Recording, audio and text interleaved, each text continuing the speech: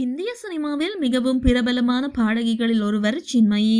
பாடகி மட்டுமன்றி சிறந்த டப்பிங் கலைஞர்களில் ஒருவரும் ஆவார். வைரமுத்துவால் தனக்கு ஏற்பட்ட பிரச்சனையை மீ2 மூலம் சின்மயி முன்வைத்தார். இதன் பின் இவருக்கு ரெட் கார்டு வழங்கப்பட்டது. இதன் பின் தமிழில் டப்பிங் பேசாமல் இருந்து வந்த சின்மயியை தடைகளை மீறி லியோ படத்தில் த்ரிஷாவிற்கு டப்பிங் பேச வைத்தார் லோகேஷ் கனகராஜ். இதனால் சில சர்ச்சைகளும் எழுந்தன. சமீபத்தில் தக் லைஃப் திரைப்படத்தின் இசை வெளியீட்டு விழாவில் முத்தமிழை பாடலை பாடியுள்ளார். இது மிகவும் வைரலானது. இதன் பின் பலரும் சின்மயிக்கு ஆதரவாக குரல் எழுப்பி வருகிறார்கள். இந்த நிலையில் சின்மயி அளித்த பேட்டியொன்று தற்போது வைரலாகி வருகிறது. இந்த பேட்டியில் வைரமுத்து தன்னிடம் தவறாக நடந்து கொண்ட விதம் குறித்து அவர் பேசியுள்ளார். வைரமுத்து என்னை கட்டிப்பிடித்து அணைக்கும் போது நான் அப்படியே உறைந்து விட்டேன். இது என்னமோ தப்பா இருக்குன்னு தோணுச்சு. எனக்கு கையும் ஓடல காலும் ஓடல. ஒரு நிமிடம் அப்படியே நின்று விட்டேன். என் மூளை வேலை செய்யவில்லை. பின் பதறி அடித்து ஓடிவிட்டேன். என் அம்மா கீழே இருந்தாங்க.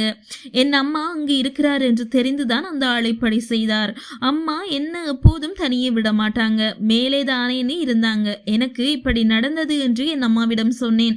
உன் கேரக்டர் என்னன்னு சோதிக்க இப்படி பண்றாரோ என்னவோ. இவங்க பெரிய ஆளுங்க, எது சொன்னாலும் கொலை கூட பண்ணிட்டு போயிடுவாங்க என என் அம்மா கூறினார் என சின்மயி அந்த பேட்டியில் கூறியிருந்தார்.